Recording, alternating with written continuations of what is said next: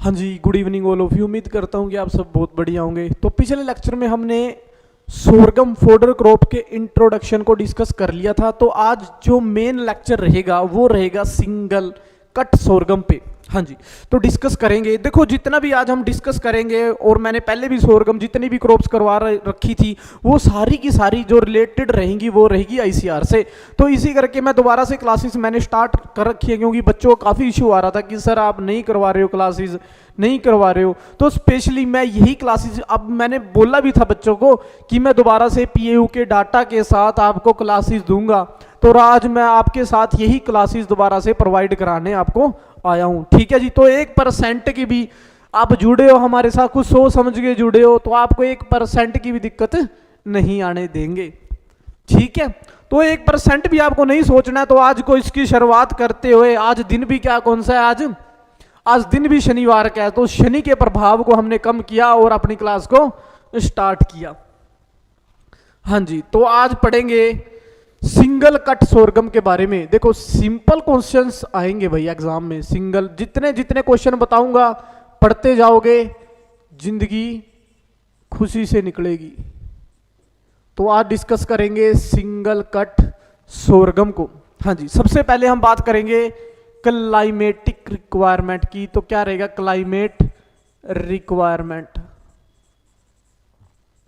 हाँ जी, अगर बात करें क्लाइमेट रिक्वायरमेंट की, तो जो क्लाइमेट रहेगा वो रहेगा हॉट एंड ड्राई क्लाइमेट। एक चीज का याद रखना है, हम ज्यादातर पढ़ते हैं जो खरीफ फसलें होती है तो हमारा ध्यान जाता है कि hot and humid condition, cool and dry condition. जब हम रबी की पढ़ते हैं तो हमारे पास आईसीआर में हम एक ही चीज पढ़ते हैं, कूल एंड ड्राई। खरीफ में पढ़ते हैं हॉट एंड ह्यूमिड। तो यहाँ पे आपको ह्यूमिड में नहीं लगाना है, ध्यान रखना है। जब भी आप सिंगल कट सोरगम की कल्टीवेशन करना चाह रहे हो तो कंडीशन, वेदर कंडीशन कैसी होनी चाहिए, हॉट एंड ड्राई। हाँ जी, तो कैसी होनी चाहिए, हॉट एंड ड्राई। अब देखो हमने यहाँ पे ड्राई वर्ड का यूज क्यों किया, तो यहाँ पे हमने ड्राई वर्ड का यूज क्यों किया, ह्यूमिडिटी वर्ड का यूज क्यों नहीं किया। ठीक है। तो आपको एक चीज ध्यान रखना है, हम पढ़ क्या रहे हैं, हम फोडर क्रॉप्स को पढ़ रहे हैं। और फोडर, और जब हम सीड प्रोडक्शन करते हैं तो भाई उसमें जमीन आसमान का फर्क मिलेगा। क्योंकि हम जो फोडर की जो मैच्योरिटी टाइम होता है, क्योंकि फोडर को तो हमने ग्रीन पर्पस पे यूज करना है, तभी तो हम ग्रीन फोडर का यूज करते हैं। और जब आप ग्रीन फोडर का यूज कर रहे हो तो ग्रीन फोडर के लिए अच्छी ड्राइनेस आनी बहुत ज्यादा जरूरी है, ना कि ह्यूमिड कंडीशन। ह्यूमिड कंडीशन आई, हाँ जी, तो यहां पे आपके पास डायरेक्ट क्वेश्चन भी आएगा कि हमने ह्यूमिड कंडीशन क्यों नहीं ले रहे हैं। अगर ह्यूमिड कंडीशन आई तो जो एक डिसीज है जिसका नाम है रेड लीफ स्पॉट डिसीज। ठीक है जी, क्या नाम रहेगा, रेड लीफ स्पॉट डिसीज नाम की ये डिसीज है। तो ये भयंकर रूप से देखने को आपको मिलेगी। जैसे जैसे ह्यूमिडिटी बढ़ेगी, जैसे जैसे ह्यूमिडिटी बढ़ेगी, रेड लीफ स्पॉट डिसीज भी बढ़ेगी, रेड लीफ स्पॉट भी बढ़ेगी। तो अगर बात करें थोड़ा, अब देखो रेड लीफ स्पॉट को हम पैथोजन, एंड में आपको पैथोलॉजी भी करवाऊंगा इस क्रॉप की, तो मैं आपको अच्छे से समझा दूंगा। तो अब नेक्स्ट अब हम एक इंट्रोडक्शन को कर लेते हैं अच्छे से। तो ह्यूमिडिटी बढ़ने से कौन सी डिसीज बढ़ रही है, रेड लीफ स्पॉट डिसीज बढ़ेगी। नेक्स्ट अगर बात करें सोयल टाइप की, हाँ जी, अगर बात करें सोयल टाइप की, हाँ जी, तो सोयल टाइप में ध्यान रखना है, हैवी सोयल की बहुत ज्यादा रिक्वायरमेंट रहती है। तो किस टाइप की सोयल होनी चाहिए, हैवी सोयल। हैवी सोयल सबसे ज्यादा प्रेफर रहती है जी। तो हैवी सोयल सबसे बढ़िया होनी चाहिए। ठीक है जी, हैवी सोयल चाहिए होती है। और एक चीज का ध्यान हो रखना है आपको, ध्यान किस चीज का रखना है, हैवी सोयल तो है बट ऐसे नहीं है कि आपने भाई कोई खेत ऊंचे पे लगा ली, नीचे पे लगा दी। ठीक है, अगर आपका खेत में ड्रेनेज की फैसिलिटी अच्छी है तो वहीं पे आप सोरगम को, आपको बेसिकली मैं बता देना चाहता हूं, आपको फोरेज को, आपको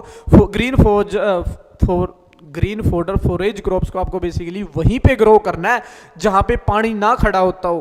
पानी अगर खड़ गया तो भाई सबसे ज्यादा लॉस देखने को मिलेगा आपको फोडर क्रॉप्स में। तो एक चीज का ध्यान रखना है, सोइल टाइप में आपको हैवी सोइल चाहिए और बेसिकली क्या फैसिलिटी होनी चाहिए। अगर बात करें फैकल्टी की, तो फैकल्टी में ड्रेनेज की अच्छी सुविधा होनी चाहिए भाई, ड्रेनेज की अच्छी, तो ड्रेनेज प्रोवाइड होनी चाहिए भाई। ठीक है, ये चीज आपको ध्यान रखनी है। तो सोइल टाइप हो गया हैवी सोइल, फैसिलिटी में ड्रेनेज प्रोवाइड होनी चाहिए आपको, या ड्रेनेज प्रोवाइड कंडीशन कैसी होनी चाहिए, गुड होनी चाहिए। अगर नेक्स्ट बात करें, सोइंग से पहले आपको सीड ट्रीटमेंट करना पड़ेगा। सोइंग से पहले आपको क्या करना पड़ेगा, सीड ट्रीटमेंट करना बहुत ज़्यादा जरूरी है, तो ध्यान रखना है, सीड ट्रीटमेंट करना पड़ेगा। तो सीड ट्रीटमेंट किसके साथ करना पड़ेगा, दवाई लेनी पड़ेगी। कौन सी लेनी पड़ेगी, इंसेक्टिसाइड दवाई लेनी पड़ेगी। और इंसेक्टिसाइड में कौन सी होगी, डोज कितनी लेनी पड़ेगी, 10 ml स्लायर लेनी पड़ेगी आपको, 10 ml स्लायर 30 FS। हाँ जी, जो नाम रहेगा वो रहेगा 30 FS, और जिसको हम बोलते हैं थाईमेथाक्सोन, थाईमेथाक्सोन के नाम से बहुत ज़्यादा आपको मार्केट में देखने को मिलेगी। तो आपको क्या करना है, 10 ml स्लायर 30 FS का क्या करना है, थाईमेथाक्सोन का क्या करना है, सीड ट्रीटमेंट करना है, सीड ट्रीटमेंट करना पड़ेगा। अब सीड ट्रीटमेंट करना पड़ेगा तो कितने के साथ करोगे, अब आपको ये दवाई लेनी है 10 ml स्लायर पर kg सीड के साथ क्या करोगे, ट्रीटमेंट कर दोगे, पर kg सीड के साथ क्या करोगे, ट्रीटमेंट कर दोगे। ठीक है जी। अगर नेक्स्ट बात करें, हाँ जी, नेक्स्ट बात करें टाइम ऑफ शोइंग की, टाइम ऑफ शोइंग की। अगर बात करें टाइम ऑफ शोइंग की, तो देखो 2 क्वेश्चंस डायरेक्टली पूछे जाएंगे आपसे एग्जाम में टाइम ऑफ शोइंग से। अगर आपको मेन फोल्डर करनी है ना, मेन फोल्डर में आपको अर्ली शोइंग करनी है, ठीक है जी। तो मेन फोल्डर पर्पस में आपको, तो पहले तो यही लिख लो early,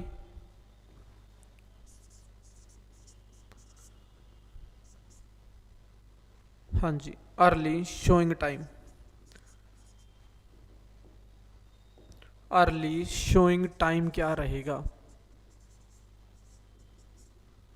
early showing time basically क्या रहेगा, मिड मार्च। तो ध्यान रखना है, मिड मार्च रहेगा। अगर बात करें नेक्स्ट, आपके पास पूछा जाएगा ऑप्टिमम टाइम, क्या पूछा जाएगा, ऑप्टिमम टाइम पूछा जाएगा। अगर बात करें ऑप्टिमम टाइम की, तो ऑप्टिमम जो टाइम रहेगा शोइंग का, optimum time of showing mid June to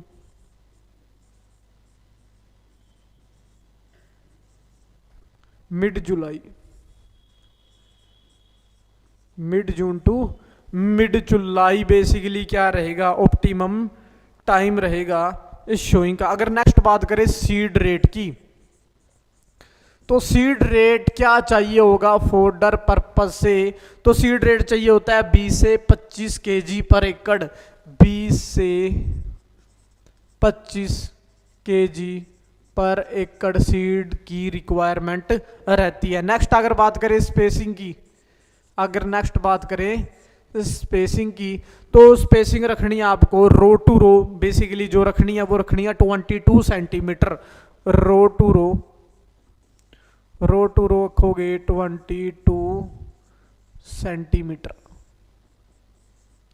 row to row रखोगे आप 22 सेंटीमीटर। अगर बात करें डेप्थ की, अगर बात करें डेप्थ की, तो डेप्थ रखोगे 8 सेंटीमीटर, डेप्थ की जो रिक्वायरमेंट रहेगी वो रहेगी 8 सेंटीमीटर। हाँ जी।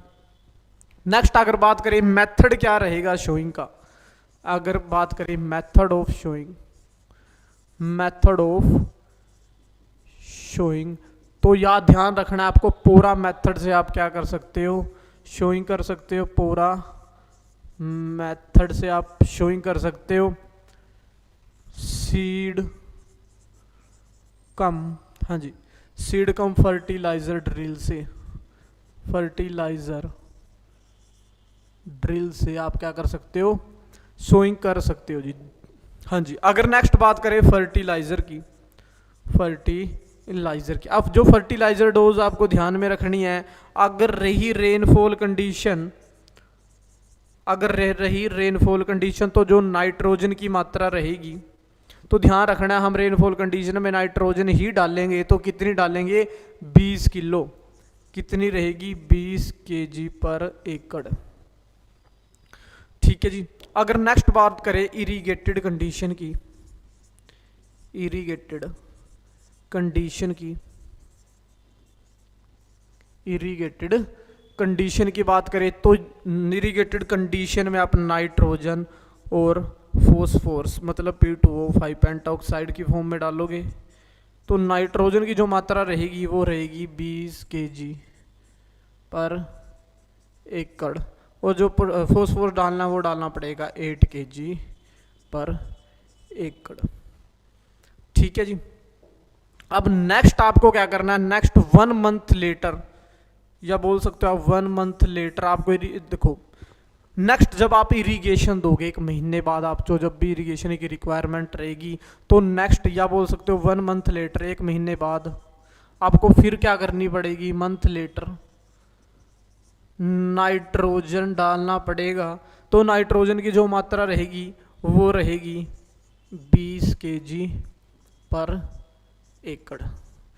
तो आपको ध्यान रखना है इस बात का भी। हाँ जी, अगर नेक्स्ट चले, अगर करें नेक्स्ट बात, तो आप करते हैं इरिगेशन की बात करें इरिगेशन की, तो बेसिकली जो इरिगेशन की रिक्वायरमेंट रहती है 2 टाइप से रहेगी, समर सीजन में रहेगी, समर सीजन में देखने को मिलेगी आपको। नेक्स्ट अगर बात करें मॉनसून, अगर मॉनसून सीजन रहा, अगर समर सीजन की बात करें और मॉनसून की, तो समर सीजन में रहती है 5 इरिगेशंस की रिक्वायरमेंट, कितनी रहेगी, 5 इरिगेशंस की रिक्वायरमेंट रहती है।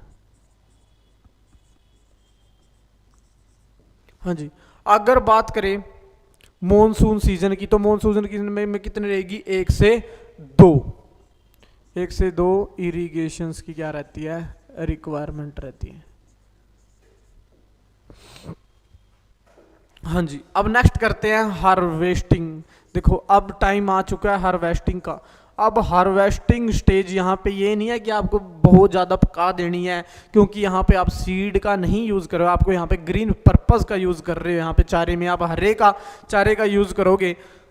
अगर बात करें हरे चारे की, तो हरे चारे की ऐसी कंडीशन बतानी है जो आप हार्वेस्ट कर सको। तो यहाँ पे जो कंडीशन देखने को मिलेगी फोटो क्रॉप में हार्वेस्टिंग के टाइम, तो वो रहेगी बूट टू मिल्किंग स्टेज। तो कौन सी रहेगी, boot to milking stage, boot to milking stage रहेगी।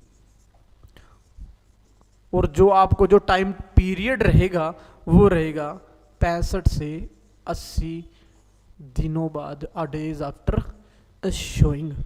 तो इस चीज का भी थोड़ा सा आपको ध्यान रखना है। हाँ जी, अब देखो हार्वेस्टिंग के अगर बात करें हार्वेस्टिंग की, तो हार्वेस्टिंग में अब नेक्स्ट बात कर लेते हैं सीड प्रोडक्शन से। हाँ जी, नेक्स्ट बात कर लेते हैं सीड प्रोडक्शन से।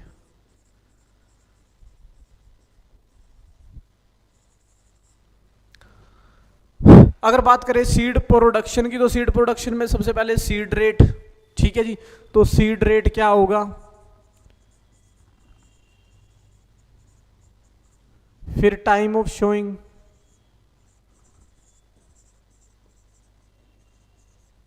नेक्स्ट रहेगा टाइम ऑफ शोइंग, फिर डेप्थ, डेप्थ पूछी जाएगी आपसे, फिर पूछा जाएगा स्पेसिंग, फिर नेक्स्ट ध्यान रखना है फर्टिलाइजर का, जो मोस्ट इंपोर्टेंट रहेंगे फर्टिलाइजर। अगर बात करें सीड रेट की, तो यहाँ पे सीड प्रोडक्शन का यूज कर रहे हो, तो जो सीड रेट सीड प्रोडक्शन के लिए जो हम यूज करेंगे 6 से 8 किलो करेंगे, 6 से 8 केजी पर एकड़। अगर बात करें टाइम ऑफ शोइंग की, जो टाइम ऑफ शोइंग रहेगा वो रहेगा, हाँ जी, लास्ट वीक ऑफ जून। क्या रहेगा? लास्ट वीक ऑफ जून।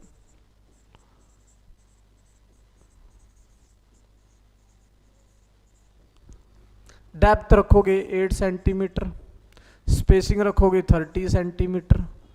जो फर्टिलाइजर की जो डोज आपको रखनी है, तो ध्यान रखना है यहाँ पे आप सीड प्रोडक्शन की यूज़ कर रहे हो तो आपको नाइट्रोजन डालनी पड़ेगी 16 किलो प्रति एकड़। हाँ जी, तो फॉस्फोरस डालोगे आप 8 kg पर एकड़। हाँ जी, तो नेक्स्ट पोटाशियम की रिक्वायरमेंट भी रहती है, तो पोटाशियम की जो मात्रा रखोगे 10 kg पर एकड़। बट जो रिक्वायरमेंट रहेगी पोटाशियम की, रिक्वायर्ड फॉर ओनली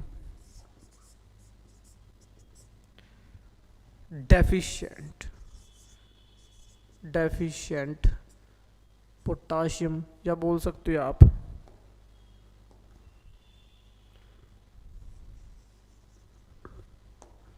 हाँ जी, तो वो required for only potassium deficient soil में। तो इस चीज़ का भी आपको ध्यान रखना है, जो रिक्वायरमेंट रहेगी वो रहेगी पोटाशियम डेफिशिएंट इस सोयल में।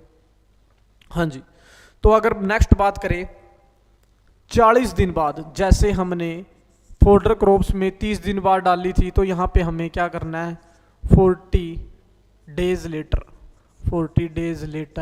नेक्स्ट इरिगेशन पे क्या डालना पड़ेगा? फर्टिलाइज़र।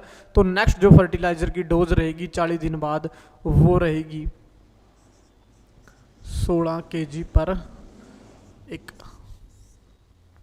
तो इस चीज़ का भी आपको ध्यान रखना है। अब मैं बता देता हूँ मोस्ट इंपॉर्टेंट क्वेश्चंस जो रहेंगे।